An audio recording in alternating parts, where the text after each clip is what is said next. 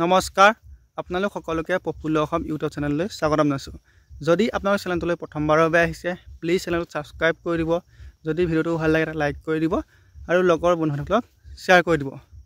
এতিয়া আপোনালোকৰ যোৱা 5 তাৰিখে আপোনালোকৰ অসম আৰক্ষী যি SI সাব ইন্সপেক্টৰৰ যি ৰিটেন টেষ্ট হ'ল, ৰিটেন টেষ্টত আপোনালোকৰ GK পাৰ্ট 2 পৰা 55টা কুৱেশ্যন আহিছিল।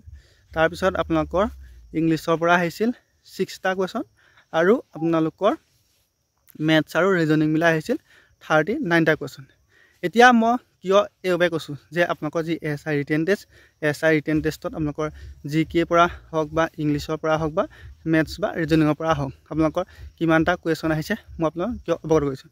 এতিয়া আপোনালোকে ভিডিঅ'টো যদি শেষলৈকে চাই থাকে তেতিয়া কথাখিনি ভালদৰে বুজি পাব। এতিয়া আপোনালোকৰ বহুতে কৈ আছে যে অসম আৰক্ষী যি সাব ইন্সপেক্টৰৰ ৰিটেন টেষ্ট হ'ল, আপোনালোকৰ তাত কুৱেশ্যন পেপাৰখন কোমল আহিছে আৰু বহুতে কৈছে আপোনালোকৰ মিডিয়াম, কিন্তু আপোনালোকৰ কুৱেশ্যন পেপাৰখন ইমানো সহজ অহা নাই। আপোনালোকৰ এটা বা দুটা কুৱেশ্যন বা আপোনালোকৰ 15-20টা যদি কুৱেশ্যন সহজ আহে তেতিয়া কুৱেশ্যন পেপাৰখন সহজ হৈ নাপায়। কাৰণ আপোনালোকৰ সেবাই যি কুৱেশ্যন পেপাৰ কাটে, সেবাৰ কুৱেশ্যন পেপাৰৰ যিটো আৰ্হি আপোনালোকৰ 30% কুৱেশ্যন আপোনালোকৰ অলপ চিম্পুল কাটে।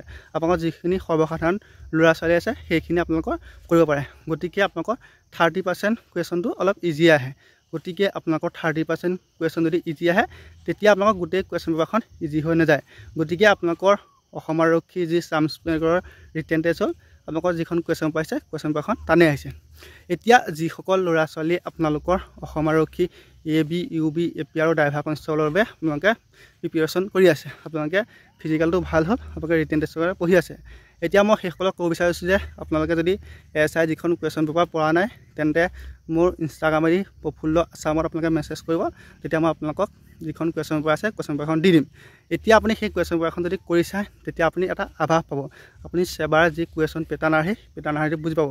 গতিকে আপোনালোকৰ GK পৰা 50 পৰা 60টা কুৱেশ্যন আহিব। গতিকে আপুনি GK পাৰ্টটো অলপ ভালদৰে পঢ়া শুনা কৰি থাকক, লগতে ইংলিছ মেথছটো অলপ ভালদৰে চোৱা চিতা কৰি থাকক। আপোনালোকে দেখিলে SI যিখন আপোনালোকৰ কুৱেশ্যন পেপাৰ তাত আপোনালোকৰ মেথছখিনি অলপ চিম্পুল আহিছে, ইমান টান মেথছ অহা নাই। গতিকে আপোনালোকে বেছি টান মেথছখিনি কৰি সময় নষ্ট নকৰিব।